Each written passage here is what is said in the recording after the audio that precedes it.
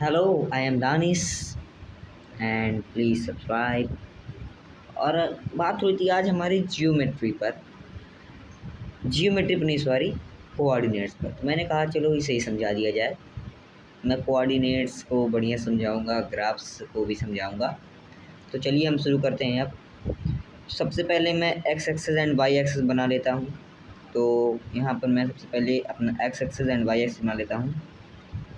ये हमारा हो गया वाई एक्सिस एंड ये हो गया एक्स एक्सिस। मैं इनके नेम्स भी लेता हूँ। ये हमारा एक्स एक्सिस एंड ये वाला हमारा है वाई एक्सिस। तो अब ये शुरू करते हैं। तो ये हमारा 0,0 पॉइंट होता है, जो हमारा ये होता है, इसको हम हिंदी में बोल देते हैं मूल बिंदु।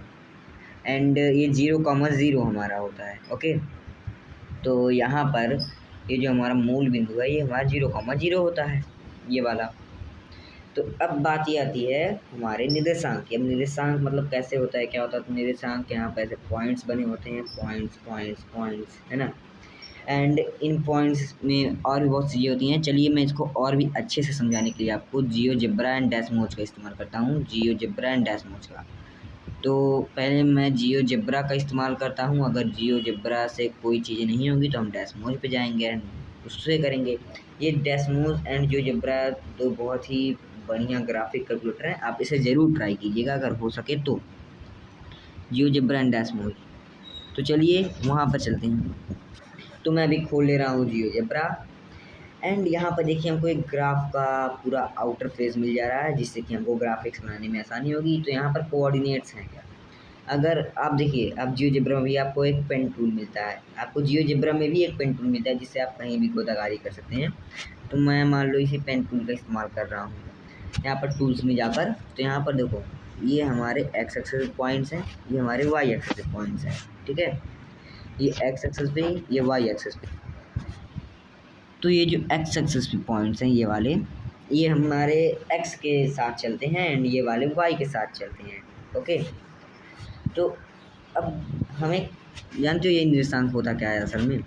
अगर निर्देशांक की बात किया जाए कि निर्देशांक आखिर है क्या, तो निर्देशांक मेरे भाइयों कुछ नहीं है। ये जो निर्देशांक है ये बस इतना ही है कि एड्रेस समझ लो किसी बिंदु का।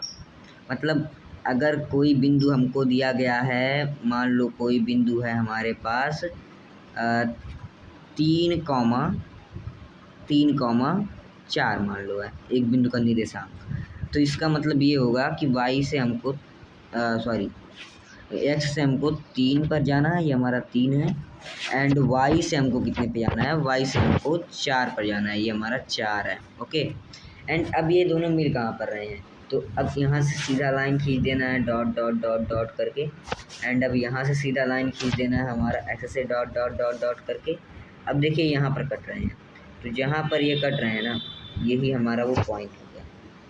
मतलब कि हमको अगर सिंपली बात हम कहें तो एक्स से हमको 3 यूनिट चलना है, फिर वाई पे वहीं से 4 यूनिट चलना है ऊपर, तो हमें अपना पॉइंट मिल जाएगा, है ना। तो जो हमारे पॉइंट्स होते हैं वो एक्स कॉमा वाई के रूप में होते हैं। यानी कि पहले एक्स के बारे में बताया रहेगा, फिर वाई के बारे में बताया रहेगा। तो इससे हमें समझने में आसानी हो जाती है कि अच्छा ये पॉइंट है कहाँ पर। तो अब बात कर लेते हैं हम पॉइंट्स को रखने के जगह पर, और ग्राफिक्स की बात कर लेते हैं। मान लीजिए हमको कहा गया है कि मेरे भाई, ये मैं इसका इस्तेमाल नहीं करता हूँ। मान लीजिए हमको कहा गया है कि आपको जो है, आपको रखना है पॉइंट्स को। कौन से पॉइंट्स को? मान लो मुझे रखना है -1,2 को। अब यहाँ पर माइनस कहाँ पे या प्लस कहाँ पे आपको दिख ही रहा होगा। तो देखिए मैं थोड़ा और बता देता हूँ इसको। हम ये चतुर्थांश है, ये देखिए 4 पार्ट है ना, तो ये चतुर्थांश इन्हें कहते हैं हिंदी में। ठीक है, क्वाड्रेंट कहते हैं। तो ये फर्स्ट क्वाड्रेंट है, पहला चतुर्थांश है। इसमें जो हमारा होता है वो प्लस कॉमा प्लस के रूप में होता है, यानी कि एक्स भी प्लस की संख्या होगी पूरी, वाई भी पूरी प्लस की संख्या होगी। ओके, एंड ये सेकंड वाला है, इसमें क्या होता है? इसमें माइनस कॉमा प्लस के रूप में। देखिए यहाँ पर वाई तो सभी प्लस में चल रहा है, लेकिन एक्स यहाँ पर माइनस में है।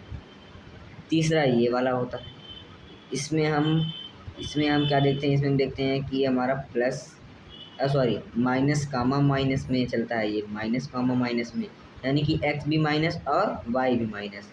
एंड ये जो फोर्थ है, इसमें क्या होता है? हमारा एक्स प्लस होता है एंड वाई माइनस होता है। तो मतलब कि अगर हमको मान लो दिया गया है 1,-2, तो वो किस चतुर्थांश में आएगा। अगर ऐसे क्वेश्चन पूछ लिया तो आप दिमाग लगाइए, यहाँ पर x प्लस है बट y माइनस है, तो कौन सी जगह है जहाँ पर x प्लस हो और y माइनस हो, वो फोर्थ क्वाड्रेंट है, चौथा चतुर्थांश है। तो यहाँ पर ये फोर्थ में लाई करेगा। मैं आपको दिखा देता हूँ। मान लीजिए यही था ना हमारा 1, -2। तो हमको अब x से 1 यूनिट दूर जाना है। सबसे पहले मैं इसको थोड़ा जूम कर लूँ। हाँ देखिए 1, -2 था, तो हम x से 1 यूनिट दूर चलेगा, यहाँ पे आ गया। एंड y से -2 यूनिट, तो -2 यूनिट ये हो गया। एंड अब ये दोनों कहाँ पे मिलेंगे, अब ये दोनों मिलेंगे हमारे यहाँ पर, और ये ही हमारा है 1, -2। अब मैं आपको दिखा देता हूँ यहाँ पर ग्राफिक कैलकुलेटर का यूज करके कि हाँ वही पॉइंट है। यहाँ पर देखिए मैं लिखूँगा 1, -2 एंड बस हो गया। अब यहाँ पर देख सकते हैं आप, ये देखिए ये पॉइंट यही है 1, -2। यहाँ पर मैं लेबल भी इसको दे सकता हूँ। एंड तो मैं लेबल देकर आपको दिखाता हूँ, इसकी सेटिंग थोड़ी दिखाइए। यहाँ पर देखिए सेटिंग्स में जाएंगे आप, यहाँ पे आपकी बहुत चीज़ें मिल जाएंगी। तो मैं अगर यहाँ पर लेबल है ना, लेबल की जगह मैं यहाँ पर वैल्यू अगर कर दूँ, देखिए यहाँ पर वैल्यू लेबल हो गई कि ये कौन सा पॉइंट है 1, -2 है। अब मैंने जो बताया था उसको आप ध्यान से देखिए। यहाँ पर ये देखिए ये हमारा ये 1 से ये देखिए 1 यूनिट x है एंड 2 यूनिट y है। तो मतलब अगर बोला जाए तो x से यहाँ पर y, फिर यहाँ से यहाँ पर ले लो, ऐसे सीधा मतलब खा दो। देखो मतलब x ये हमारा हो गया, y ये हमारा हो गया, इसे सीधी लाइन मारो, इसे सीधी लाइन मारो। कहाँ पे कट रहे हैं, कहाँ पे कट रहे हैं, ये दोनों कट रहे हैं हमारे ये इस पॉइंट पर। जो ये पॉइंट पर कट रहे हैं बस वही हमारा पॉइंट हो गया। तो अब आती है ग्राफ्स बनाने का। ग्राफ्स बहुत बढ़िया चीज़ होती हैं, क्योंकि ग्राफ से कई चीज़ें सॉल्व भी हो जाती हैं एंड बहुत सी चीज़ें होती हैं ग्राफ से। जैसे कि ग्राफिक कैलकुलेटर फ़ायदा ये होता है कि हम कठिन इक्वेशंस भी सॉल्व कर सकते हैं एंड ग्राफ्स भी बना सकते हैं।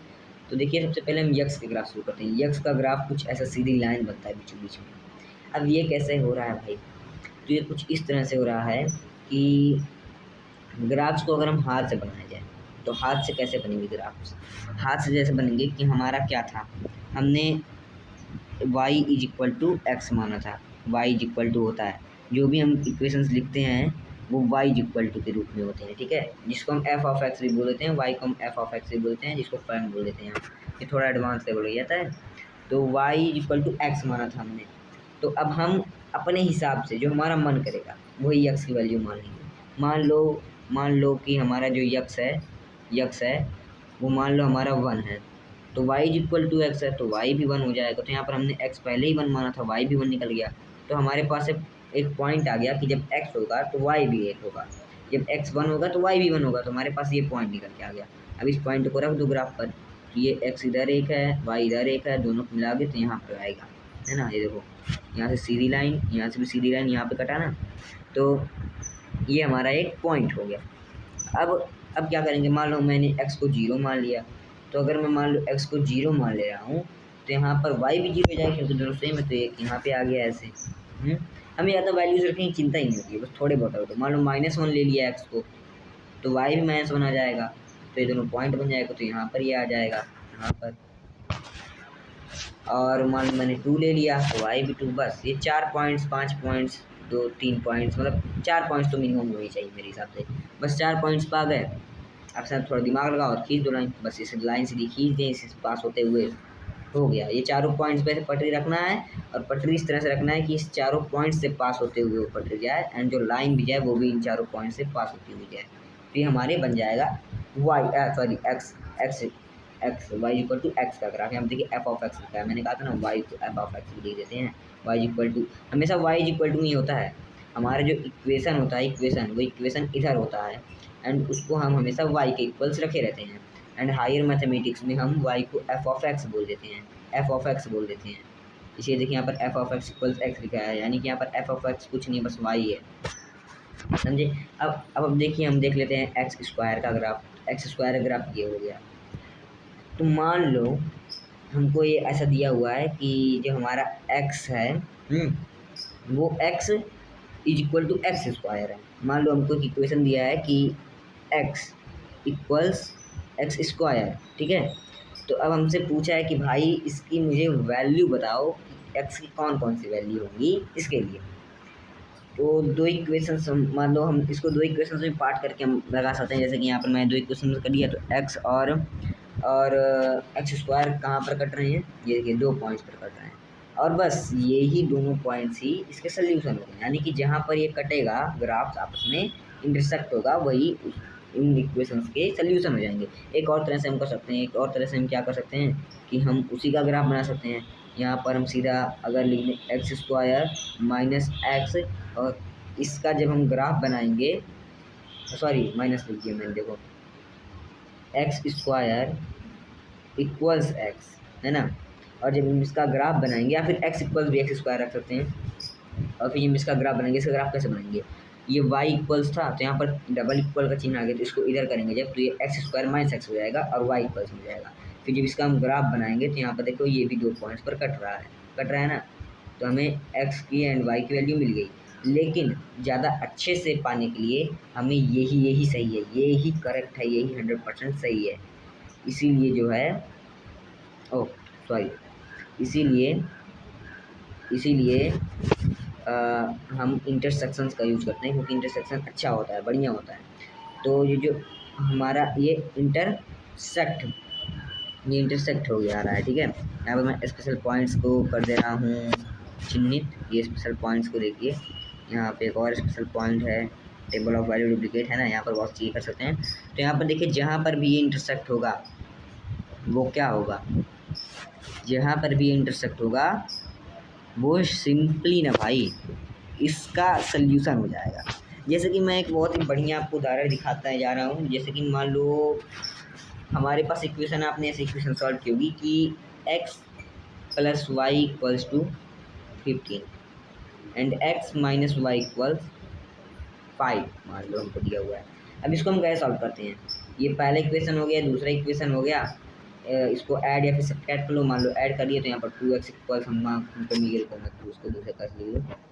तो अगर मान लो मैंने इसको सब्ट्रैक्ट कर दिया तो यहाँ पर 2x इक्वल्स हमको आ जाए, सॉरी ऐड कर दिया, 2x इक्वल्स 20 आ जाएगा एंड x इक्वल्स 10 आ जाएगा। फिर x का वैल्यू इसमें रख देंगे या फिर इसमें रख देंगे, तो y इक्वल्स 5 आ जाएगा। अब इसको याद रख लीजिए, हमको क्या मिला था, x इक्वल्स 10 y इक्वल्स 5। अब देखो ग्राफ से कैसे करेंगे। इक्वेशन हमारा कौन था, पहला वाला इक्वेशन ये था, पहला इक्वेशन ये था। x की अपने मन से कोई भी वैल्यू मान लो, इसमें x की कोई भी वैल्यू मान लो। तो देखो मैं कुछ और चीज़ बता देता हूँ कि आप पहचानें कैसे, कि जैसे देखिए एक्स स्क्वायर का तो ग्राफ ऐसे बन रहा था, तो कुछ ही पॉइंट से हम कैसे एकदम सही जान जाएंगे कि ऐसा ही बनेगा। एक्स का ऐसे बन रहा था, हो सकता है कुछ और तरह का बने, है ना।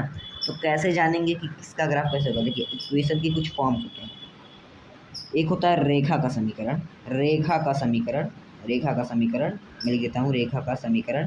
अब रेखा के समीकरण की खास बात क्या होती है कि हमेशा A X plus B Y plus C equals 0 के फॉर्म में होगा।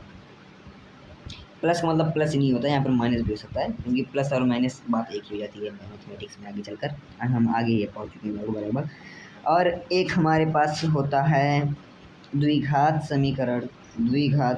उसका मानक रूप क्या होता है, द्विघात समीकरण का मानक रूप हमारा होता है सिंपली कि मेरे भाई तुम x ले लो, स्क्वायर कर दो, ठीक है, and B X plus C, X square plus B X plus C, ये होता है हमारा द्विघात समीकरण। बराबर में जीरो भी कर सकते हैं, वरना कहे तो ना करें। एंड इन्हीं सभी से और भी दो चार फॉर्म्स होते हैं, इनसे हमको पता चला कि हाँ ये कैसा है। तो हमारा भी जो प्रॉब्लम था, वो हमारा प्रॉब्लम क्या था, हमारा प्रॉब्लम था x plus Y equals 15। And अब अगर मैं 15 को इधर लाऊँ तो x plus Y minus 15 equal 0 हो गया। एंड इसमें देखो कोई भी घात नहीं है, ये A X plus B Y plus C equal 0 के फॉर्म में है। यहाँ पर जहाँ पर ए हमारा 1 है और बी भी हमारा 1 ही है एंड सी हमारा -15 है। तो मतलब कि ये और कुछ नहीं, ये हमारा रेखा का समीकरण ही है। यानी कि इसका जो ग्राफ बनेगा वो एक्चुअली जब बनकर रेडी होगा तो वो एक लाइन होगा। इतना तो हमको पता चल गया, हम और भी आसानी से बना सकते हैं। तो मान लो मैंने x रख दिया यहाँ पर 1, तो y की वैल्यू मुझे क्या मिलेगी, यहाँ पर पहले वाले समीकरण में रख देता हूँ, ठीक है। तो x मान लो मैंने रख दिया 1, तो y की वैल्यू हमको क्या मिल जाएगी, y की वैल्यू हमको मिल जाएगी 14। तो ये 1, 14 एक हो गया। मान लो मैंने रख दिया x की वैल्यू 0, तो 0, 15, लेकिन रहने दो, उतना ज़्यादा लंबा नहीं करेंगे। तो मान लो मैंने x का वैल्यू रख दिया 8, तो 8,7 मान लो दो ही वैल्यू हमने रखी है, ठीक है। 1,14 8,7 इसको याद रख लीजिए। तो अब इसको थोड़ा छोटा करते हैं। हाँ, अब हमारा जो 1 होगा, रुको मैं थोड़ा इसको बड़ा करता हूँ। 8,7 था, 1,14 था, ये 1, ओके ओके, ये 1,14 था ना, इधर आएगा। हाँ, ये 1 हमारा यहाँ कहीं पे होगा, 14 ये है तो 1,14 यहाँ कहीं होगा, एंड 8,7 तो 8 ये है, 7 कहाँ पे है हमारा, 7 यहाँ पर कहीं आएगा, और ये जो हमारे यहाँ कहीं पे मिलेंगे। आप ग्राफ में अच्छे बना सकते हैं क्योंकि उसमें लाइंस होती हैं, एक दो अंक के बीच में 10 लाइंस होती हैं, यहाँ पर 1 2 3 4 भी लिखा होता है। यहाँ पर बड़ा करने पर 1 2 3 4 हट जाता है ना वो। एंड अब देखिए, अब हम इन दोनों को जब मिलाएंगे ना तो ये कुछ इस तरह का ग्राफ, सॉरी, तो ये जो ग्राफ है वो कुछ इस तरह का, हो इस तरह का लाइन बनेगा, इस तरह का, है ना। अब इस लाइन को याद रख लीजिए। अब चलिए मैं इसका असली ग्राफ बनाता हूँ। x प्लस वाई इक्वल्स 15, वैसे ही सेम लाइन बनी ना, वैसे ही सेम लाइन बनी। अब ऐसे ही मान लो मैं इसका कलर भी चेंज कर सकता हूँ, अगर कलर ना अच्छा लगे तो यहाँ से स्टाइल में जाकर मैं मान लो रेड कलर ले लेता हूँ। एंड अब मैं x माइनस वाई का भी वैसे ग्राफ बना सकता हूँ। आप ट्राई कीजिएगा पुश करके x माइनस वाई का ग्राफ बनाने के लिए, और फिर आप यहाँ पर आए। चलिए बनाते हैं। तो जो x माइनस वाई का ग्राफ जो हम ऐसे करके बनाएंगे, x माइनस वाई बराबर हम कितने दिया हुआ था, 5 दिया हुआ था। तो ये देखिए ये यहाँ पर आ गया। ये दूसरा वाला जो ग्राफ है हमारा, मैं कलर चेंज कर दूँ उसका भी, पर्पल रंग का जो ग्राफ है वो हमारा x माइनस वाई का है। आप इसमें ऐसे देखिए, ये देखिए ये कुछ इस तरह का था। अब ये दोनों कहाँ पर कट रहे हैं, ये दोनों कट रहे हैं 10,5 पर। ये दोनों ग्राफ्स का इंटरसेक्शन हो रहा है 10,5 पॉइंट पर। तो हमारा पॉइंट होते हैं x, y के रूप में। यहाँ पर 10,5 यानी कि x की वैल्यू 5 हो गई एंड y की वैल्यू, सॉरी, x की वैल्यू 10 हो गई एंड y की वैल्यू 5 हो गई। यानी कि हमको अपने इक्वेशन का सोल्यूशन मिल गया कि ये दोनों इक्वेशन तभी बराबर होंगे जब x की वैल्यू 10 y की वैल्यू 5 होगी। और यही तो हमारा रियल सोल्यूशन है। इन दोनों इक्वेशन को जब हमने ऐड या सब्ट्रैक्ट करके निकाल तो हमारा x का वैल्यू 10 एंड y की वैल्यू 5 आई थी। देखिए कितनी आसानी से हम ग्राफ से किसी भी इक्वेशन का, किसी भी सवाल का आंसर निकाल सकते हैं। धन्यवाद। इसके आगे भी हम पढ़ेंगे ग्राफ्स के बारे में, उसके आगे मैं पढ़ाऊँगा। एंड आज के लिए बस इतना ही, फिर कल मिलेंगे। प्लीज़ कमेंट कीजिएगा, सब्सक्राइब कीजिएगा एंड सपोर्ट कीजिएगा। Thank you for watching.